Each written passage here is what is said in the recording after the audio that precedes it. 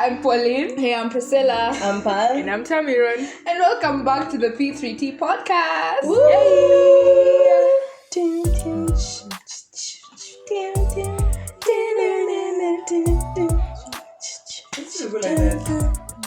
Yeah, basically. You've had this discussion before. Yes. One time I was like on par with the theme song. You must have felt good. I did. And I've told the whole world. Okay. Welcome, guys. Today we are going to be talking about toxic femininity. No. We all know. Okay, first of all, we have done two previous episodes on femininity. Mm-hmm. You should go listen to them and then come back and continue listening to this one. Mm-hmm. Yeah. So toxic femininity. I feel like there's so much talk about toxicity in today's day and age. Hata kutembea kwa barabara mtu atakwambia tu you're toxic. You're being a bit too toxic. So what do you guys feel are some instances of toxic femininity in our society currently? Wow. I think one of the major points is women putting down other women. So, for example, one example that I have is there's this time I was seated in, I don't know what to call it, in a fellowship. And it was a fellowship, and it was a young women fellowship. And then there was a panel of successful career women, and they were talking to us as young ladies. And then they were asked about, like, do you mentor other women? And one of them was like, actually, no, I've never mentored young women. This woman has been brought up by so many people. Like, she was talking about the way she's never paid for her own school fees. Like, she's got people have just sponsored out of the goodness of their own hearts, And for her, she's never mentored anyone. And I was just like, that's a little bit selfish, madam. And then another woman was talking about the way, by the way, we don't have foundations for young men out there. For boys, the boy child is getting lost. I think I'll start a foundation for boys. Is it your job? Is it your job? So, yeah, for me, it was very shocking to be in that program, to be in that fellowship, and the whole time I'm hearing, like, women empowerment, you can do this, you can do that, you can do blah, blah, blah. But the second we started talking about mentorship, she said, but they Miss J mentor, and then another lady is talking about mentoring young men because the boy child is lost. And I don't know, this might be a bit of a hot take, but for me, I think women are able to bring up women because, you're bringing up your own gender. Yeah. So I think men should build up men, and we women now act as support or aid. The same way men are like allies towards feminism. Lest they accuse us of making young men feminine. Exactly. We are spoiling young men. Because we really don't know what masculinity entails, which is why even for our podcast, we brought on guests to talk about masculinity. Yeah. Shout out to /thread. Are they boys? Men. Yeah. Young men. Lest we offend. Lest we offend men. I feel like even to add on to Paul's point, the way I don't know who I was telling this. I think I mentioned it maybe in our previous episodes where we were talking about maybe femininity or masculinity, either. And I was saying how men tend to listen to their own more than even women. So it's easier for them to like accept a certain doctrine or accept something or hear something and actually consider it than us saying, oh, you should do this. Okay. But if a guy says, okay, you should do this, well, they'll take it into consideration. What authority do we have to tell a man this is what How to be a masculinity man? entails? Yeah. We don't. I think even Dave said that in one of the episodes. It becomes Shout out thread. Shout out. In my head, they'll always be DPT. But they're actually thread. You guys should check them out. They have episodes out. Yeah. Dave was like, highlights. yeah. Check them out. Now that means you have to follow us. Follow us. I like that. Dave said that it becomes a problem when women are dictating what men should look like or what men should be. And vice versa. Vice versa, yeah. Yeah. Tamiron, what about you, Tamiron? What are instances of toxic femininity you've seen in our society? Guys, Guys, I really feel like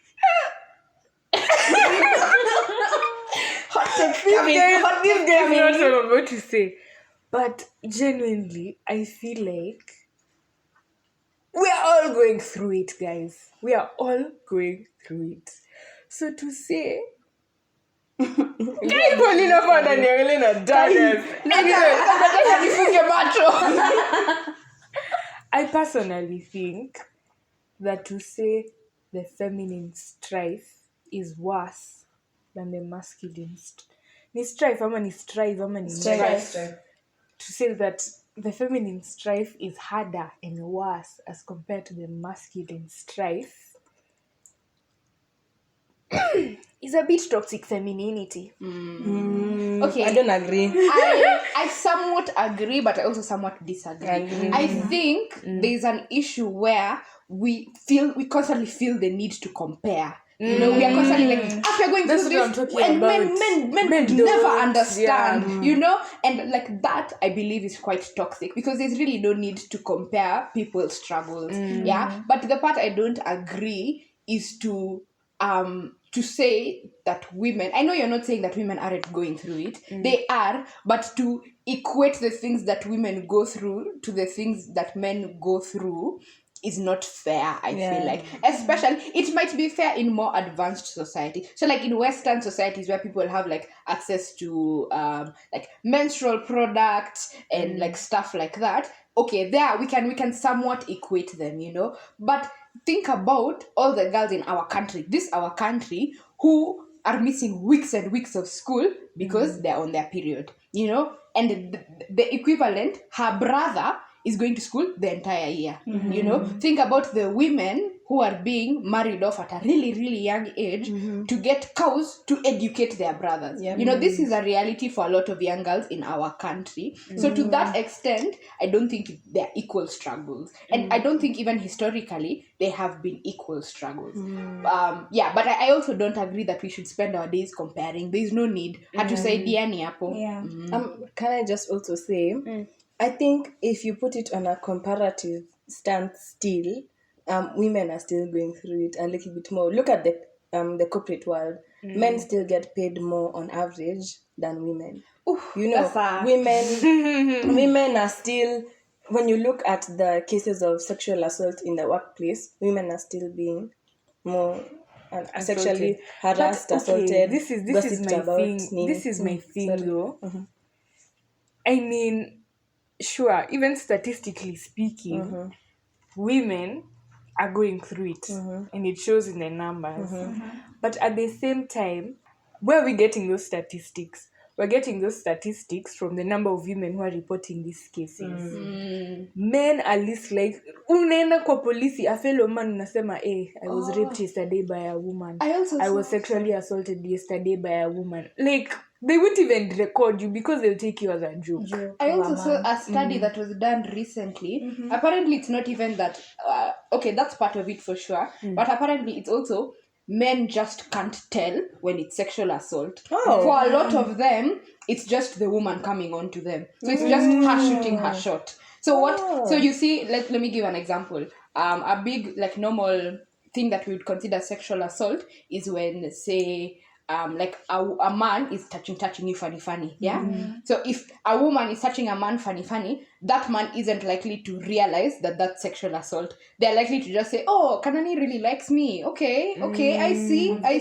Yeah, so like apparently the study is men are just, I think it's because it's kind of normal for them. I hate to say this, which is quite sad, yeah. So it's not even that if they don't share because they don't know, or they don't share because they don't want to. It's more they don't share because they don't know. No, okay. But can I just say, like with the friends that I have, if we're sitting down, okay, granted I have more female friends than male friends, but if we are sitting down, if we do like let's say for example there's 3 guys in the room and maybe like 5 girls, if we say it's 3 to 3, yeah, we tell 2 of the girls not to talk. In a week, the girls are more likely to have had an encounter and know that somebody has harassed them than the guys. So like the guys I'm friends with are very well aware about like harassment. Like one of my friends was talking about the way the other day he was harassed by some girl who like came to his apartment and was like very much coming onto him. And but you see, those are not frequent occurrences. You get, But it's not. I think they are. I really think they are. The other day, like this week, I've been told by some guy I go to school with. Guy, excuse me, podcast. That like he was out having a good time, and some chick like cornered him, and like he was like she cornered him, and he was like, no, Stu, I have a girlfriend. I cornered him, but no, I have a girlfriend. Because to get into the situation, and the girl pinned him down on the couch. Rape. And You see, when I heard, I was like, and friend was That's like, not I okay. had a good time. And me, like, and my other guy friend, me was mortified. My other guy friend was like, where is the kata? And I was like, wait. Yeah, this is okay. that's the This thing. is not For okay. a lot of them, what don't we know. call sexual assault, they think is normal, so they're less likely to report it. I know so many people, like so many male people. They're not necessarily friends. They're just people in my life that I know that happen to be male. Like a lot of them, like they constantly are talking about catcalling. Like even them when they walk on the street, it doesn't happen loudly across the street, but women will be will be pointing at them, will be like trying to get into nini with them. But for them, they don't think it's that big a deal. Because then they have the luxury of knowing if this woman was to fight me right now, I'd probably win. You know, us, we don't have that luxury. If someone is catcalling you, you know, even if you start running, they'll catch you. You know, so it's like that's now where the difference comes. For us, it's a present physical danger. For them, they have the luxury, or I don't know if I should call it a luxury, but like them, they know, ata akijaribu kunifukuza, I'll probably win them. You know? I had this. Okay, anyway, I also had this. It was a TikTok going around. Maybe you've come across it, of this lady who was generally masculine presenting. Like they had typically masculine features, so they decided for a year to be a man. Oh. And you know, she committed suicide. Yeah, when she finished her experiment, She was like, "What?" nah, I can't do this anymore. Because, like, there must, like, from what I heard, this is another controversial statement I'm going to throw out there, but, like, you're treated so nicely as a woman. Yeah, Like, you are. even, Yeah. like, you know, things like chivalry, they make it so much easy for women to exist in this world. society. Yeah. No, man, nobody cares to be chivalrous to you any nani. That's true. Yeah. They just toss you around in. So from that, she ended up getting depression. He kind of, I don't know, man. She ended up getting depression. Let's just And say to be safe. And they finally committed suicide. That's horrible. And no, for real, it's an actual story. Like, she's actually dead. Was she No, like, I mean, like, it's not a hypothetical situation. Like, it's something that happened recently. Yeah. was she on TikTok or something? No, this was another mama talking about The story. her day's experience. Yeah, exactly. The experience on TikTok. I think it's also like, you know, that quote for the only people who are cherished and loved unconditionally are women, babies, and pets. You know, like there's so many such things. And I guess we can have a conversation, but I don't think this is a conversation for us to have. I think this is a conversation for men to have and ask themselves what's going on. Like, why is our mental health, like, is it purely because women all over the world are telling you you're trash? Because if that's what it is, let's have that conversation. But also, let's do, men, I challenge you to do just a little bit, not a lot, just a little bit of introspection and ask yourselves within your communities why things are difficult. I don't think it's a purely masculine problem to tackle.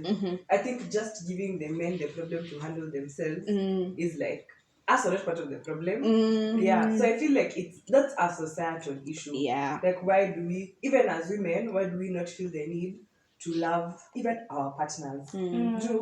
How many women take toxic femininity? How many people take their partners for as for granted like an ATM. Yes. So this man is trying to At a birthday unanunuliwa roses, unanunuliwa And jewelry. it's come to the point. Sorry. And then when it comes to like the man's birthday, unanunulia socks. You know, I was talking to one of my classmates the other day, to some of my classmates the other day, and they were talking about like what they want in a man, I guess. And then they were saying, the person I date, he has to have money. And I was like, what? What do you mean he has to have money? And they're like, they're just like, yeah, he has to have money. Couldn't you date someone with money? And I was like, what if he's a campus student? I'm not going to demand money from when the same place.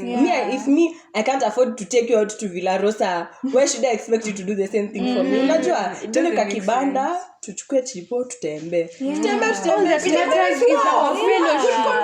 Exactly, man. You know, as long as we're together, the fellowship is all that matters. Quality time, my dear. She said it. Like, it's not bad for your man to like buy you a gift, but also I think it should be mutual. So if he buys me gift, I buy you gifts. The effort that you're putting in is the effort that we are both bringing something to the table, something substantial to the table. Sorry, Pauline.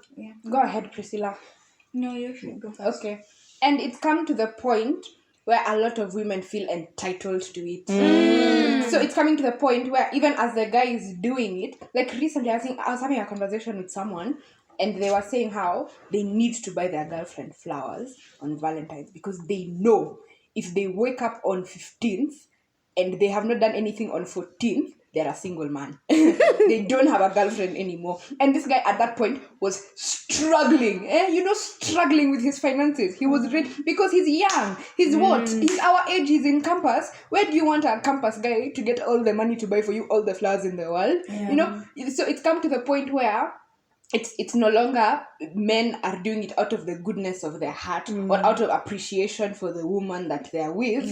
They're doing it because it's a norm, and if they don't do it, they'll be left. So I think a lot of women feel sort of that entitlement in relationships where it's just like, you have to buy for me, you have to buy for me, you have to buy for me. Sorry, can I say something a bit controversial? With that line of thought also leads me to think about like ratios, like dowry. Dowry these days, because of religion and people turning away from traditional religion, has been it's been spun into people commercial activity. It's a commercial activity. No, it's spanning into. It's spanning into. You got her so wrong. It's spanning to people now saying like these gifts or this money, these gifts that are bringing you from as the groom side of the family is to say like, thank you for taking care of your daughter and bringing her up in the right way. So if it's just a gift these days, why can't you do it for the man? Why can't it be an exchange of gifts? And I think because for dowry, a lot of people say, or rather a lot of the justification for it is because as the woman, you are going to put a lot into that man's home. Like, yes, the man is going to buy the house, but he will make it a home. If you have kids, you'll probably do a lot of the raising. So when we're having that conversation, let's because we have that conversation a lot. Everyone is forever talking about dividing housework appropriately, and especially nowadays because a lot of women are in the job market. It's no longer. And because of the economy, a lot of homes can't survive on a single income. We need double income, And if we want our children to live a good life, we need both of us to be working. Okay.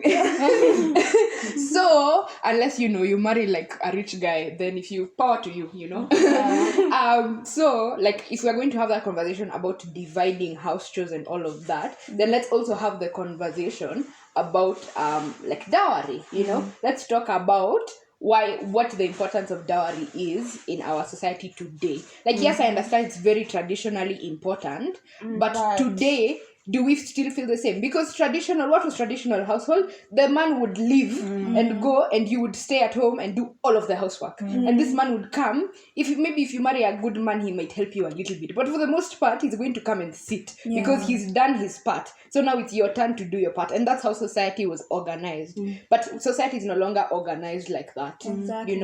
So these are conversations we all need to have. I feel like also, bringing into that point of dowry, it's a matter of intentionality. Like, why are you paying dowry? Personally, in my opinion, I wouldn't want my mans to pay dowry. In my opinion, You won't. Oh, your mom's. I had your mom. I was like, no. Like, I wouldn't want him to pay dowry because. no, I actually know a couple. Sorry. Oh, it's okay. Because I feel like there is something I saw, I think, on one of Lingugi's shows. She brought a certain guy who's like a pastor, a reverend, and he's also like life coach and pastor. And he was saying, why are people still paying dowry? These are outdated traditions. Because a woman is now educated. A woman has the same, in today's century at least, we've tried to put a balance in terms of the privileges that women have access to, yeah? So like you have maybe, let me talk about like a working class woman in Nairobi. A woman, she's studied, maybe even is in her master's. Maybe even I studied more than the guy. Even studied more than the guy. Or maybe even the guy has studied more than the girl. Depending, whatever. Either they're both educated. They're both educated, yeah? It's not like, the way even like back in the day, like in our parents' time, a man would even pay more dowry because, tumemsomesha. What do you mean in our parents' time? That's still the norm. That's exactly what my father. Hey, your husband atalipa. Based on the high school I went to and the uni I'm in. Hey, good luck to my husband. Because literally. Disclaimer. Mumesikia literally even my father kept a file. A file. Okay, that's extreme. A file of. But that's what people do. Yeah. File. Actually, my father does that as well, but not for the sake of. This is the dowry I want, just for the sake of bookkeeping. No, mine kept for the sake of dowry. Yeah. But I think the question of dowry. Have you finished, Priscilla? Oh, what was I saying? I was saying, like umemsomesha and all that. And now some parents would use it like as a, we've educated this guy. Also, the guy is educated. And also relating to what you talked about, expectations from men. Like what society expects from men. It's too,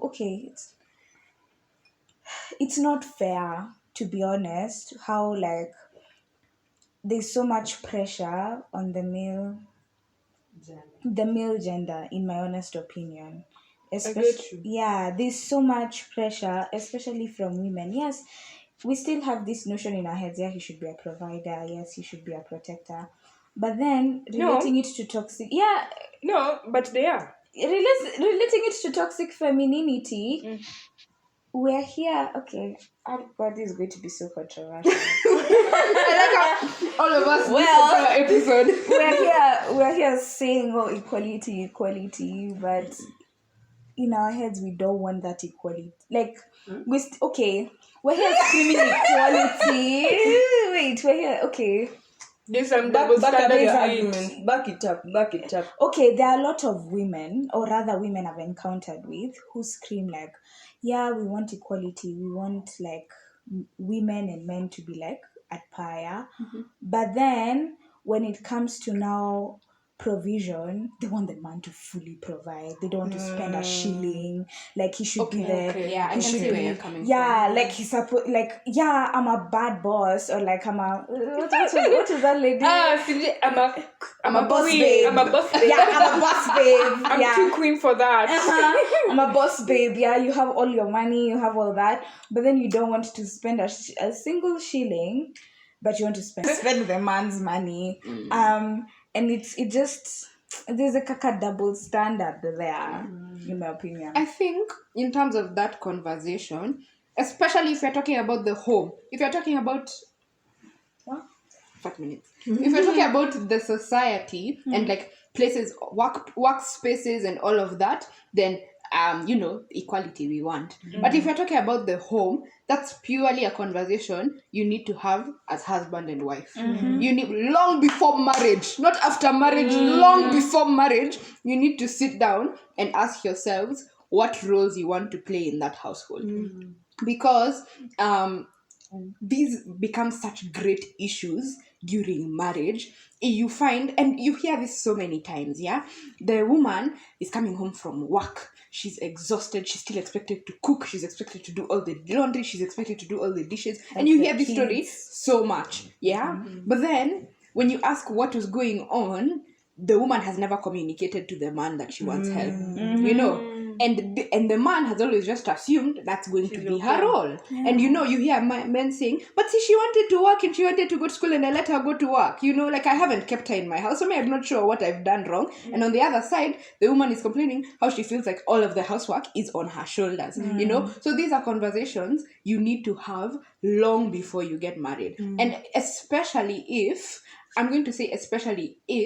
you're not religious people, because I feel like with religious people there's sort of like a biblical standard that people generally hold themselves to, not at the There's no way to defend that. no, there is. Okay, I understand the but I sort of feel Where is like that coming from? explain your like with household duties and whatever. Yeah, so because what I'm saying, I'm not saying that biblical women don't expect their men to do the dishes. That's not what I'm saying. I'm saying their role, husband and wife roles are sort of created and like ordained in the Bible. So for instance, the man being the protector and provider, the woman being submissive. These are biblical roles, and that submission is now what people disagree on, and you feel free to define that submission for yourself. I'm not going to sit here and tell you how to submit, jibambe. But so I feel like for religious people, they're coming from a baseline. There's a baseline. But for non-religious people, a lot of them expect it to be 50-50. A lot of them are entering into it as a partnership, and sometimes that's not the truth. Sometimes I think it was Michelle Obama who was saying this, like sometimes it's 90-10, sometimes even it's 100-0. Like this person has no strength in them, and you have to take up your role and his role, and sometimes he's going to have to take up your role and his role. That's kind of the reality of life, because nobody can give 50-50 every day. That's true, but I feel like even within because of the nuanced world we live in, even that protector provider submission role is very much misconstrued, especially in the church. So for me, it's like if you're a man and a woman, and your number one, you should be understanding that you're getting into a partnership. Even your relationship with God is not, I know God is like superior, but God expects you to come to him. Come and tell me your problems. It's not, I am the Alpha and Omega, you shall obey me. You have a problem, Jilambe. We come talk to me. I want to commune with you. I want to have a relationship with you. So you and your husband, what is a relationship? A partnership is a relationship. It's a relationship between two people. Can take on many forms. And so even as I'm looking into the forms, into marriage in itself, as a wife, I can be submissive, but submission to Atinosha Nyumba.